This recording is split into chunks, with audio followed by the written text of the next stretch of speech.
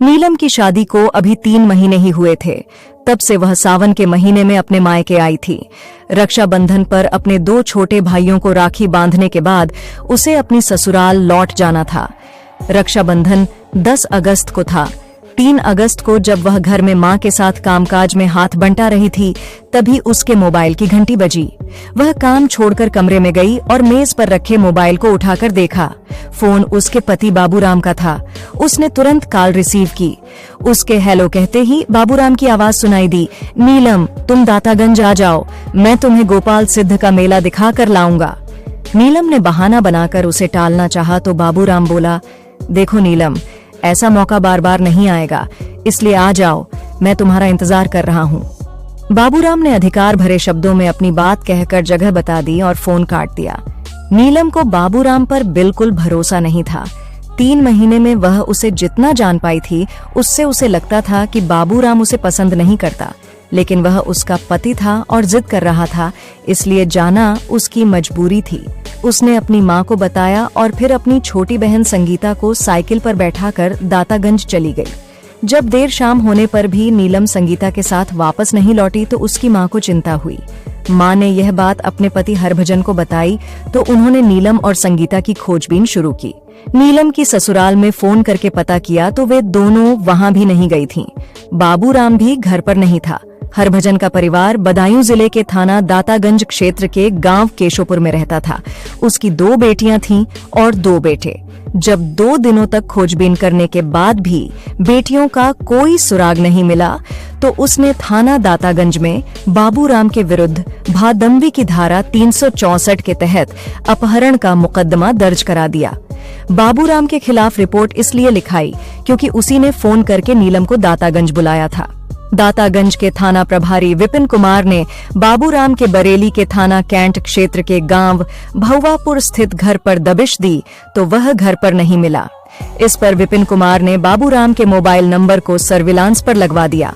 9 अगस्त को विपिन कुमार को बाबूराम के धौला घाट पुल पर होने की सूचना मिली तो वह पुलिस टीम के साथ वहां जा पहुंचे।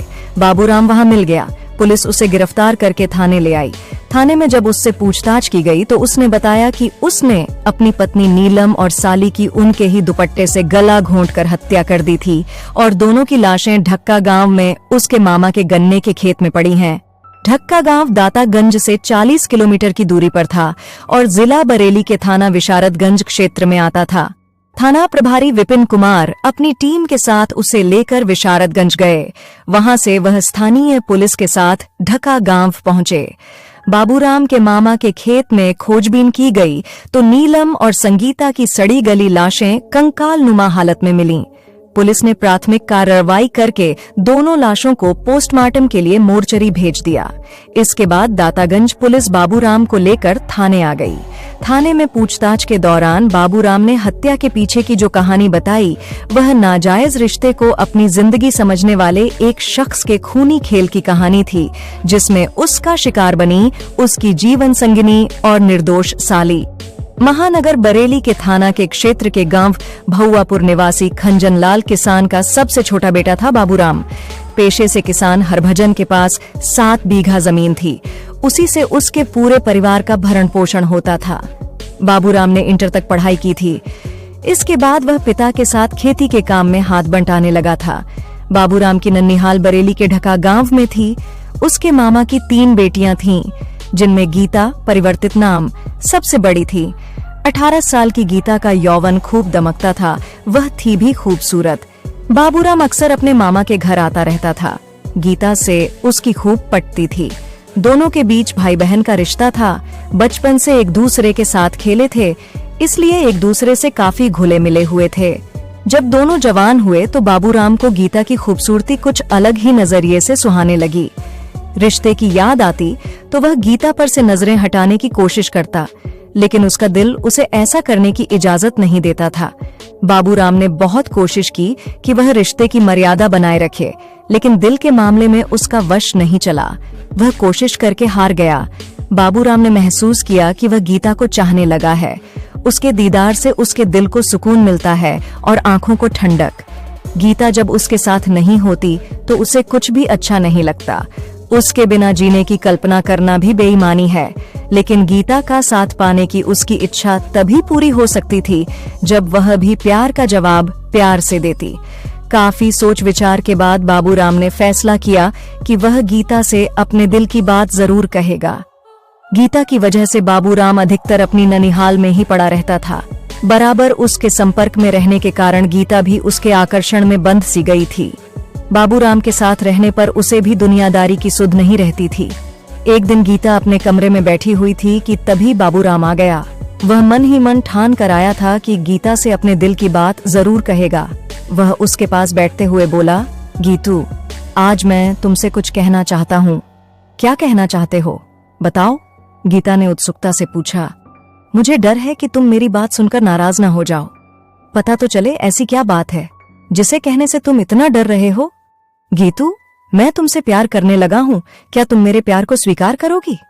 बाबूराम ने गीता का हाथ अपने हाथ में लेकर एक ही झटके में बोल दिया। क्या? सुनकर गीता चौंक पड़ी। उसे एकाएक अपने कानों पर भरोसा नहीं हुआ। हाँ गीतू, मैं तुमसे प्यार करने लगा हूँ और तुमसे शादी करना चाहता हूँ। ये कैसी बातें कर रहे हो?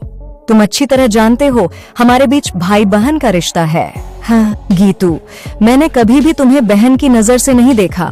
मुझे अपने प्यार की भीख दे दो, मैं तुम्हारे लिए पूरी दुनिया से लड़ जाऊंगा।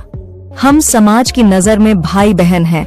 जब लोगों को पता चलेगा तो वे हमें कभी एक नहीं होने देंगे। तुम किस किस से लड़ोगे? मुझे किसी की फिक्र नहीं है, बस तुम एक बार हाँ कह दो। ठीक है, तुम इतना कह रहे हो तो मैं इस बारे में सोचने के बाद जवाब दूंगी। गीता ने उसे टालने के लिए कहा। ठीक है, कल सुबह मुझे बरेली जाना है, शाम तक लौट आऊंगा। तब तक तुम सोच लेना और मुझे अपना जवाब बता देना। कोशिश करना तुम्हारा जवाब मेरे हक में हो। कहकर बाबूराम कमरे से बाहर चला गया। रात को खाना खाने के बाद गीता जब सोने के लिए बिस्तर पर लेटी तो नींद उसकी आंखों से कोसों दूर थी। उसके कानों में बाबूराम के शब्द गूंज रहे थे। उसने अपने दिल में झांकने की कोशिश की तो उसे लगा कि वह भी जाने अनजाने में बाबूराम से प्यार करती है, लेकिन भाई बहन के रिश्ते के भय से अपने प्यार का इजहार नहीं कर पा रही है। अब जब बाबूराम प्यार की बात कर रहा है तो उसे पीछे नहीं हटना चाहिए। जिंदगी में सच्चा प्यार हर किसी को नहीं मिलता। ऐसे में वह बाबूराम के प्यार को क्यों ठुकराए? काफी सोच विचार कर उसने फैसला कर लिया कि उसे क्या करना है। अगले दिन की सुबह गीता के लिए कुछ अलग ही थी। बाबूराम के प्यार में डूबी हुई वह खोई खोई सी थी, लेकिन किसी को भनक तक नहीं लगी कि उसके दिमाग में क्या चल रहा है। उधर उस दिन गीता को बेसब्री से बाबूराम के लौटने का इंतजार था। बाबूराम रात को लगभग 9 बजे घर लौटा और घर के लोगों से मिलकर गीता के कमरे में आ गया।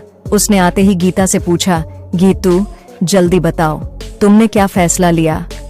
बाबू, मैंने रात भर काफी सोचा और फैसला लिया कि। गीता ने अपनी बात बीच में ही रोक दी। ये देख बाबूराम के दिल की धड़कन तेज हो गई। वह उत्सुकतावश गीता का हाथ पकड़कर बोला, बोलो गीतू, मेरी जिंदगी तुम्हारे फैसले पर ही टिकी है। तुम्हारे इस तरह चुप हो जाने से मेरा दिल बैठा जा रहा है। बाबूराम की हालत देखकर गीता एकाएक खिलखिलाकर हंस पड़ी। उसे इस तरह हंसते देखकर बाबूराम ने उसकी ओर सवालिया निगाहों से देखा तो वह बोली, मेरा फैसला तुम्हारे हक में है। यह सुनकर बाबूराम खुशी से झूम उठा और उसने गीता को बाहों में भर लिया। गीता खुद को उससे छुड़ाते हुए बोली, अपने ऊपर काबू रखो। अगर किसी ने हमें इस तरह देख लिया तो कयामत आ जाएगी। हमारा प्यार शुरू होने से पहले ही खत्म हो जाएगा। क्या करूं गीतू, तुम्हारा फैसला सुनकर मैं पागल सा हो गया था। ठीक है, लेकिन लोगों की नजर में हम भाई बहन हैं, इसलिए वे हमारी शादी नहीं होने देंगे। हमारी शादी जरूर होगी और कोई भी हमें नहीं रोक पाएगा, लेकिन यह तो बाद की बात है। वैसे हमारे बीच जो भाई बहन का रिश्ता है यह एक तरह से अच्छा ही है। इससे हम पर कोई जल्दी शक नहीं करेगा। गीता भी बाबूराम की बात से सहमत हो गई और फिर उस दिन से दोनों का प्यार परवान चढ़ने लगा। दोनों एक साथ घूमने और फिल्में देखने जाने लगे। बाबूराम और गीता मामा फूफा के बेटा बेटी होने की वजह से भाई बहन लगते थे। ऐसे में दोनों के बीच जो कुछ भी चल रहा था उसे प्यार नहीं कहा जा सकता। दोनों बालिग थे, इसलिए ना समझी भी नहीं। बहरहाल उनके बीच पक रही खिचड़ी की खुशबू बाहर पहुंची तो लोग तरह तरह की बातें करने लगे। धीरे धीरे यह खबर दोनों के घर वालों तक पहुंच गई। सच्चाई का पता लगते ही दोनों घरों में कोहराम मच गया। परिवार के लोगों ने एक साथ बैठकर दोनों को समझाया, रिश्ते की दुहाई दी, लेकिन उन दोनों पर कोई असर नहीं हुआ। हालांकि घर वालों के सामने दोनों ने उनकी हाँ में हाँ मिलाई और एक दूसरे से न मिलने का वादा किया। उस वादे को दोनों ने कुछ दिनों के लिए निभाया भी, लेकिन कुछ दिनों बाद वे दोनों फिर मिलने लगे। ऐसे में बाबूराम के पिता ने उसकी शादी करा देने का निर्णय लिया। शादी भी ऐसी कि छठ मंगनी पट ब्याह। भौवापुर गांव के ही एक परिचित ने उन्हें बदायूं जिले के गांव केशोपुर निवासी हरभजन की बेटी नीलम के बारे में बताया। ये बताने वाला परिचित हरभजन का एक रिश्तेदार था। नीलम को घर में पूनम के नाम से बुलाते थे। वह दातागंज के चिरौंजी लाल इंटर कॉलेज में इंटर की छात्रा थी। नीलम बहुत ही सरल व शांत स्वभाव की युवती थी। वह बालिग हो चुकी थी, इसलिए उसके पिता को उसके विवाह की चिंता सताने लगी थी। जब नीलम के लिए बाबूराम का रिश्ता आया तो वह मना नहीं कर सका। उसके बाद सब कुछ इतना जल्दी तय हुआ कि उसे इतना वक्त नहीं मिला कि बाबूराम और उसके परिजनों के बारे में कुछ पता लगा सके। बाबूराम के घर वाले तो कुछ जानना ही नहीं चाहते थे। वह तो जल्द से जल्द उसकी शादी करके उसे बंधन में बांधना चाहते थे, जिससे वह गीता से सारे रिश्ते तोड़ दे। रिश्ता तय होने के बाद इसी साल 16 मई को दोनों का विवाह हो गया।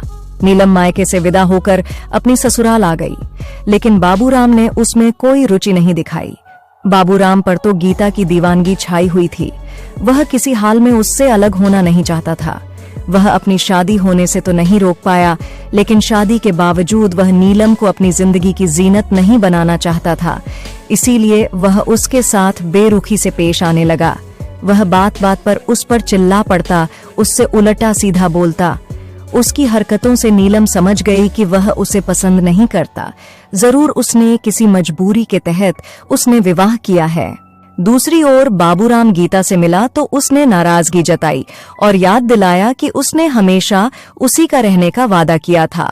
कोई भी उनके बीच नहीं आएगा। वह अपने वादे को कैसे भूल गया? इस पर बाबूराम ने उससे कहा कि वह अपने वादे को नहीं भूला है। उसके अलावा वह किसी और को अपनी जिंदगी नहीं बना सकता। लेकिन जब गीता ने नीलम को अपने रास्ते का रोड़ा बताया तो बाबूराम ने उसने कहा कि वह इस रोड़े को हमेशा के लिए अपने रास्ते से हटा देगा। इसके बाद बाबूराम ने नीलम की हत्या की साजिश रचनी शुरू कर दी। सावन में जब नीलम अपने मायके आई तो बाबूराम ने अपनी साजिश को अंजाम देने का फैसला कर लिया। इसके लिए उसने अपनी प्रेमिका के ही गांव और उसके पिता के खेत को ही नीलम का मृत्यु स्थल चुना। 3 अगस्त को बाबूराम ने नीलम को फोन करके कहा कि वह दातागंज आ जाए। वह उसको गोपाल सिद्ध का मेला दिखाने के लिए साथ ले जाएगा। नीलम ने आनाकानी की, लेकिन बाबूराम नहीं माना। नीलम को उस पर भरोसा पहले से ही नहीं था, इसलिए उसने अपनी बहन संगीता को साथ लिया और उसे साइकिल पर बैठाकर दातागंज पहुंच गई। वहां पहले से तय जगह पर बाबूराम उसे इंतजार करता मिला। वह दहेज में मिली बाइक से आया था। नीलम की साइकिल एक जगह खड़ी करवाकर बाबूराम दोनों बहनों को बाइक पर बैठाकर मेला दिखाने ले गया। जब शाम होने लगी तो वह उन दोनों को बाइक पर साथ लेकर दातागंज से 40 किलोमीटर दूर ढका गांव की ओर चल दिया। नीलम ने पूछा तो उसने कहा कि उसे जरा मामा से काम है। इस बहाने वह मामा व अन्य घर वालों से मिल लेगी। उसके इस जवाब से नीलम चुप हो गई। बाबूराम ने अपने मामा के गन्ने के खेत पर जाकर बाइक रोकी और नीलम को खेत दिखाने के बहाने साथ लेकर खेत के अंदर चला गया। नीलम उस वक्त सलवार कुर्ता पहने थी। उसने अपना दुपट्टा गले में लटका रखा था। खेत के अंदर जाकर बाबूराम ने उसी दुपट्टे से गला घोंटकर उसकी हत्या कर दी।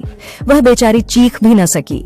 इसके बाद वह खेत से निकलकर बाहर आया और संगीता से कहा कि उसकी बहन अंदर गिर गई है और उसके पैर में काफी चोट आई है। यह सुनकर संगीता उसके साथ खेत के अंदर चली गई। अंदर पहुंचते ही बाबूराम ने पीछे से उसी के दुपट्टे से गला घोंटकर उसकी भी हत्या कर दी। संगीता की हत्या करना बाबूराम की मजबूरी थी, क्योंकि अगर वह उसे नहीं मारता तो वह सब कुछ अपने घर वालों को बता देती। इस तरह संगीता बहन के साथ बेवजह मारी गई। दोनों बहनों की लाशों को वहीं पड़ा छोड़कर बाबूराम अपने मामा के घर आ गया। वहां उसने गीता को नीलम और संगीता की हत्या कर देने की बात बता दी। देर रात वह मामा के घर से निकलकर अपने घर पहुंचा। वहां उसे पता चला कि उसके ससुर हरभजन को पता है कि नीलम और संगीता उसके साथ गई थीं और वह उनके और उसके बारे में पूछ रहे थे। यह सुनकर बाबूराम को अपने पकड़े जाने का भय सताने लगा तो वह घर से फरार हो गया। लेकिन बाबूराम के गुनाह ने उसका पीछा नहीं छोड़ा और अंततः वह पुलिस की गिरफ्त में आ ही गया। थाना प्रभारी विपिन कुमार ने इस केस में भादमवी की धारा 300-201 और बढ़ा दी। प्राथमिक कानूनी कार्रवाई पूरी करके पुलिस ने बाबूराम को सीजेएम की अदालत में पेश किया, जहां से उसे जेल भेज दिया गया। पुलिस सूत्रों पर आधारित है। यह कहानी सरिता मैगजीन से ली गई है। दोस्तों, कहानी कैसी लगी कमेंट बॉक्स में जरूर लिखें और ऐसे ही अमेजिंग कहानियों के लिए हमारे चैनल 5 मिनट का स्कूल को सब्सक्राइब करें। धन्यवाद।